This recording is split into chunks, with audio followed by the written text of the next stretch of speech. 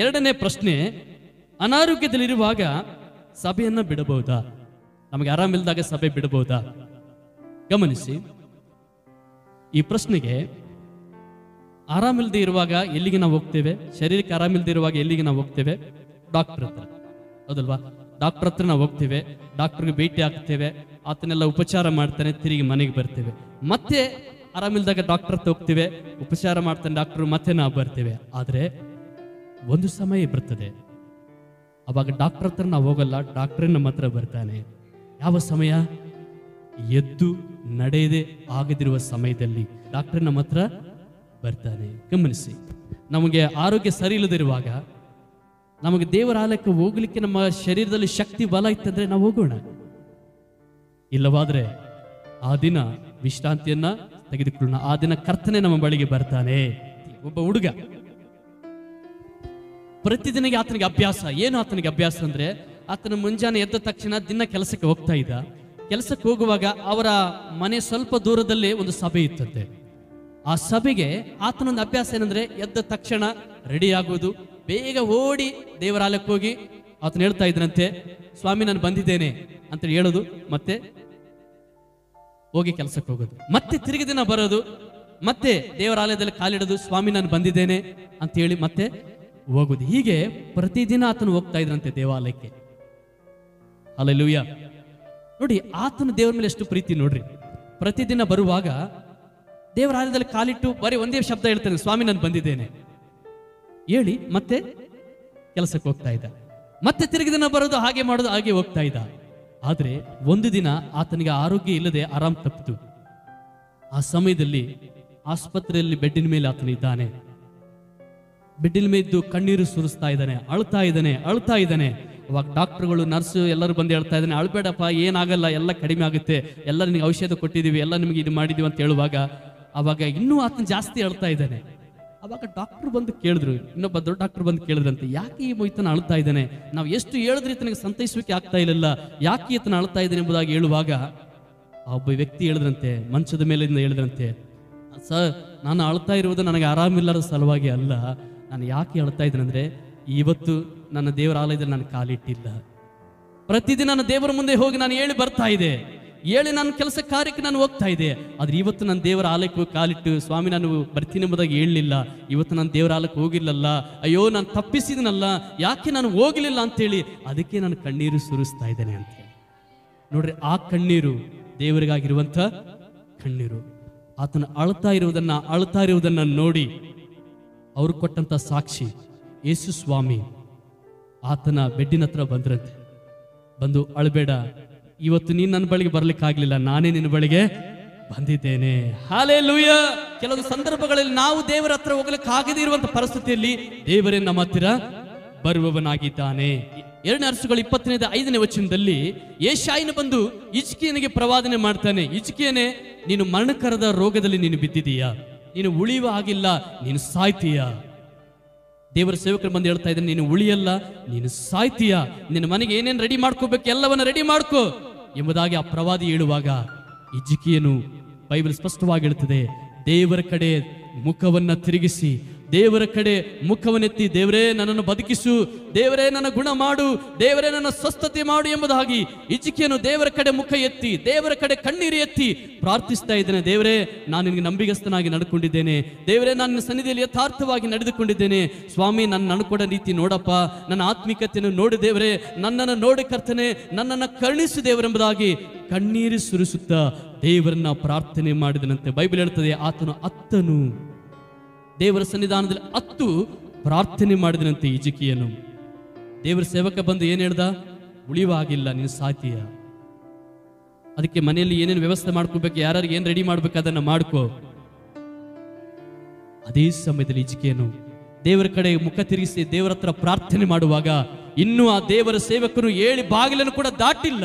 Bible ಹೇಳ್ತದೆ, ಬಾಗಿಲನ್ನು ದಾಟುವುದಕ್ಕಿಂತ ಮುಂಚೆ ಮತ್ತೆ ಅದೇ ದೇವರು ಬಂದು ಯೆಶಾಯನಿಗೆ ಹೇಳ್ತಾ ಇದ್ದಾನೆ, ಮತ್ತೆ ನೀನು ಒಳಗಡೆ ಹೋಗು, ತಿರುಗಿ ನನ್ನ ಒಂದು ಹಿಜ್ಕೀಯನಿಗೆ ಹೇಳು, ನಿನ್ನ ಗುಣ ಹೊಂದಿ ನನ್ನ ಆಲಯಕ್ಕೆ ನಡ್ಕೊಂತ ನೀನು ಬರ್ತೀಯ. ಜೋರಾಗಿ ಚಪ್ಪಾಳೆ ತಟ್ಟಿ ದೇವರನ್ನ ಮಹಿಮೆ ಪಡಿಸೋಣವಾ. ಹಲ್ಲೆಲೂಯಾ. ದೇವರು ಸ್ಪಷ್ಟವಾಗಿ ಹೇಳ್ತಾರೆ, ಹಿಜ್ಕೀಯನೇ, ನಿನ್ನ ಪ್ರಾರ್ಥನೆ ನಾನು ಕೇಳಿದ್ದೇನೆ, ಬಹಳ ಜನ ಆರಾಮಿಲ್ಲ ಅಂದ ತಕ್ಷಣ ಯಾರಾದ್ರೂ ದೇವರ ಸೇವಕರು ಹೇಳಿದ್ರೆ, ಅಥವಾ ಯಾರಾದ್ರೂ ಆರಾಮಿಲ್ಲ ಅಂತ ನೀನು ಉಳಿಯುವ ಹಾಗಿಲ್ಲ ಸಾಯುವಾಗಿದ್ದೇನೆಂಬುದು ಹೇಳಿದ್ರೆ ಗೋಳ ಅಯ್ಯೋ ಏನ್ ಮಾಡಿದೆ ತಪ್ಪು ಏನಂತ ಅಳುವರನ್ನ ನಾನು ನೋಡಿದ್ದೇನೆ. ಆದ್ರೆ ನೀನು ನನ್ನ ಕಡೆ ಮುಖ ಎತ್ತಿ, ದೇವರೇ ನನ್ನನ್ನು ಬದುಕಿಸು, ದೇವರೇ ನನ್ನನ್ನು ನಡೆಸು, ಒಳ್ಳೆ ಆರೋಗ್ಯವನ್ನು ಕೊಡಿ ಎಂಬುದು ನನ್ನ ಕಡೆ ಮುಖ ಎತ್ತಿ ನೀನು ಪ್ರಾರ್ಥನೆ ಮಾಡಿದಿಲ್ಲ. ಈಗೋ ನಿನ್ನ ಆಯುಷ್ಯಕ್ಕೆ 15 ವರ್ಷ ನಾನು ಮುಂದೆ ಕೂಡಿಸ್ತೇನೆ. ಅಷ್ಟು ಮಾತ್ರವಲ್ಲ, ಈಗ ನೀನು ಹೇಳಲಿಕ್ಕೆ ಆಗ್ತಾ ಇಲ್ಲಲ್ವಾ, ತಿರುಗಿ ಎದ್ದು ಆಟೋದಲ್ಲ, ಬಸ್ಸಲ್ಲ, ಟ್ರೈನಲ್ಲ, ಎದ್ದು ನಡ್ಕೊಂತ ನನ್ನ ಆಲಯಕ್ಕೆ ನೀನು ಬರ್ತೀಯ. ಹಲ್ಲೆಲೂಯಾ. ನೋಡಿ, ದೇವರಂತ ಬಲವನ್ನ ದೇವರು ಕೊಡ್ತಾ ಇದ್ರೆ ನೋಡಿ, ಸ್ವಾಮಿ ಹೇಳಿದಂತ ಮಾತು, ನೀನು ಆರಾಮಾದ ಮೇಲೆ ನೀನು ಮೊದಲು ನನ್ನ ಆಲಯಕ್ಕೆ ಬರ್ತೀಯ. ಆಮೆನ್. ಕರ್ತನ ಸನ್ನಿಧಾನಕ್ಕೆ ನಾವು ಹೋಗ್ಬೇಕಾಗಿದೆ. ನೋಡಿ, ನಮ್ಮ ಕೈಯಲ್ಲಿ ಶಕ್ತಿ ಬಲ ಇಲ್ಲದಿರುವಾಗ ಕರ್ತನ ನಮ್ಮ ಬಳಿಗೆ ಬರ್ತಾನೆ. ಯಾವ ರೀತಿಯ ಡಾಕ್ಟ್ರು ನಮಗೆ ಹೇಳಲಿಕ್ಕೆ ಆಗದಿರುವಾಗ ಡಾಕ್ಟರ್ ನಮ್ಮ ಬಳಿಗೆ ಬಂದು ಚಿಕಿತ್ಸೆಯನ್ನು ಕೊಡ್ತಾನೋ, ಆ ರೀತಿಯಲ್ಲಿ ಅಂತ ಸಮಯದಲ್ಲಿ ನಾವು ಮಂಚದ ಮೇಲೆ ಇರುವಾಗ, ಅಂತ ಸಮಯದಲ್ಲಿ ಮನೆಯಲ್ಲಿರುವಾಗ ಕರ್ತನ ನಮ್ಮ ಬಳಿಗೆ ಬರ್ತಾನೆ. ಆದರೆ ಆರೋಗ್ಯ ಸರಿ ಇರುವಾಗ, ಎದ್ದು ನಡೆದುಕೊಂಡು ಹೋಗಲಿಕ್ಕೆ ಆಗ್ತಾ ಇರುವಾಗ, ಆ ಸಮಯದಲ್ಲಿ ನಾವು ದೇವರ ಆಲಯಕ್ಕೆ ಹೋಗಲೇ ಬೇಕಾಗಿದೆ. ಆಮೇಲೆ ಹೇಳಿಲ್ಲ ಯಾರು. ಹಲ್ಲೆಲೂಯಾ. ನೋಡಿ, ದೇವರು ಸ್ಪಷ್ಟವಾಗಿ ಹೇಳ್ತಾನೆ, ನೀನು ಗುಣ ಹೊಂದಿ ಆರಾಮಾಗಿ ನನ್ನ ಆಲಯಕ್ಕೆ ನಡ್ಕೊಂತ ಬರ್ತೀಯ. ಇವತ್ತು ಎಷ್ಟು ಜನ ನಡ್ಕೊಂತ ದೇವರ ಆಲಯಕ್ಕೆ ಬಂದಿದೆ? ನಡ್ಕೊಂತ ದೇವರ ಆಲಯಕ್ಕೆ ಬಂದವರು. ಹಲ್ಲೆಲೂಯಾ. ಕರ್ತನು ನಿಮ್ಮನ್ನು ಆಶ್ರಯಿಸುವನಾಗಿದ್ದಾನೆ. ಯಾಕಂದ್ರೆ ನಡ್ಕೊಂತ ಬರುವುದು ಕೂಡ ಬಹಳ ಪ್ರಾಮುಖ್ಯ. ಯಾವಾಗ ನಾವು ನಡೀತೀವೋ ದೇವರು ತಾನೇ ನಮ್ಮನ್ನು ನೋಡುವನಾಗಿದ್ದಾನೆ. ಫಾಸ್ಟ್ ಹಾಗಾದ್ರೆ ಗಾಡಿ ಮೇಲೆ ಬರಬಾರ್ದಾ, ಬಸ್ಸಲ್ಲಿ ಬರಬಾರ್ದಾ, ಟ್ರೈನಲ್ಲಿ ಬರಬಾರ್ದಾ? ಬರಬೇಕು. ಆದ್ರೆ ನಮಗೆ ಸಂಪೂರ್ಣ ಆರೋಗ್ಯ ಇರುವಾಗ, ಕೆಲವರೆಲ್ಲ ಹೇಳ್ತಾರೆ, ಕೆಲವು ಕಾಲ್ ಮಾಡಿದಾಗ, ಪಾಸ್ಟೇ ನಮ್ಮ ಹತ್ರ ದುಡ್ಡಿಲ್ಲ ಅದಕ್ಕೆ ನಾವು ಬಂದಿಲ್ಲ, ನಮಗೆ ಆಟೋಗೆ ಬರ್ಲಿಕ್ಕೆ ದುಡ್ಡಿಲ್ಲ ಅದಕ್ಕೆ ಆಲಯಕ್ಕೆ ಬಂದಿಲ್ಲ. ತಿಮ್ಮಾಪುರ ಸರ್ಕಲ್ಗೆ ಒಂದು ಚರ್ಚಿಗೆ ನಡ್ಕೊಂತ ಹೋಗ್ತಾರೆ ಒಂದು ಸಭೆಯವರು. ಅವರಿಗೆ ಒಬ್ಬ ಸೇವಕ ಕೇಳಿದ್ರಂತ, ಯಾಕಮ್ಮ ನೀವು ಆಟೋಗೆ ಹೋಗ್ಬೋದಲ್ಲ, ನಡ್ಕೊಂತ ನೀವು ಯಾಕೆ ಹೋಗ್ತಾ ಇದ್ರಂತ ಕೇಳುವಾಗ ಅವ್ರು ಹೇಳಿದಂತ ಉತ್ತರ ಏನಂದ್ರೆ, ಪಾಸ್ಟ್ರೇ ಆಟೋಗೆ ಇಡುವಂತ ರೊಕ್ಕ ಇದೆಲ್ಲ ಅದೇ ದುಡ್ಡು ಹೋಗಿ ನಾವು ಕಾಣಿಕೆ ಆಗ್ತೇವೆ, ಹಾಗಾಗಿ ನಾವು ನಡ್ಕೊಂತ ದೇವರ ಆಲಯಕ್ಕೆ ನಾವು ಏನ್ ಮಾಡ್ತೇವೆ, ಹೋಗ್ತೇವೆ ಅಂತ. ಯಾಕೆ ಈ ಮಾತನ್ನು ಹೇಳ್ತಾ ಇದ್ರಂದ್ರೆ, ನಾವು ನೋಡ್ತೇವೆ, ನಾವು ನಡ್ಕೊಂತ ಹೋಗುವಾಗ ಕೂಡ ದೇವರ ಹಸ್ತ ನಮ್ಮ ಮೇಲೆ ಇರುವಂತದ್ದಾಗಿದೆ. ಹಾಗಾಗಿ ನಮಗೆ ಹಣ ಇಲ್ಲ ಅಥವಾ ನಮಗೆ ಬರ್ಲಿಕ್ಕೆ ಆಗಲ್ಲ ಅಂತ ಹೇಳುವುದಕ್ಕಿಂತ ಹೋಗುವುದು ಬಹಳ ಮುಖ್ಯ. ಅದಕ್ಕೆ ಒಂದು ಮಾತು ಹೇಳ್ತಾರೆ, ಮನಸ್ಸಿದ್ರೆ, ಜೋರಾಗಿ ಹೇಳಿ, ಮನಸ್ಸಿದ್ರೆ, ನಿನಗೆ ಮನಸ್ಸಿತ್ತಂದ್ರೆ ದೇವರು ಯಾವ ಕಡೆಯಿಂದ ಆದ್ರೂ ದಾರಿಯನ್ನ ನಿನಗೆ ಮಾಡ್ತಾನೆ. ಹಲ್ಲೆಲೂಯಾ. ನಿನ್ನ ಹೇಗಾದ್ರೂ ಮಾಡಿ ದೇವರ ಆಲಯಕ್ಕೆ ಹೋಗಬೇಕು, ಹೇಗಾದ್ರೂ ಮಾಡಿ ದೇವರ ಆಲಯದಲ್ಲಿ ಕಾಲಿಡಬೇಕು ಎಂಬುದಕ್ಕೆ ಮನಸ್ಸಿರುವುದಾದ್ರೆ ದೇವರು ನಿನಗೋಸ್ಕರ ಬಾಗಿಲನ್ನ ತೆರೀತಾನೆ. ಆಮೆನ್. ಈಜಿಕಿನ ಗೋಳಾಡ್ತಾ ಇದ್ದಾನೆ, ಕಣ್ಣೀರು ಸುರಿಸ್ತಾ ಇದ್ದಾನೆ. ದೇವರು ಹೇಳಿದ್ರು, ನೀನು ಗುಣ ಹೊಂದಿ ನಡ್ಕೊಂತ ನನ್ನ ಆಲಯಕ್ಕೆ ಬರ್ತೀಯ. ನಾನು ಆಳಂದಲ್ಲಿ ಸೇವೆಯನ್ನ ಮಾಡುವಾಗ, ಆಳಂದಲ್ಲಿ ಸುಮಾರು 6 ವರ್ಷ ಸೇವೆಯನ್ನ ಮಾಡ್ತಾ ಇದ್ದೆ. ಆ 6 ವರ್ಷದಲ್ಲಿ ಒಬ್ಬ ಅಂಟಿ ಇದ್ರು.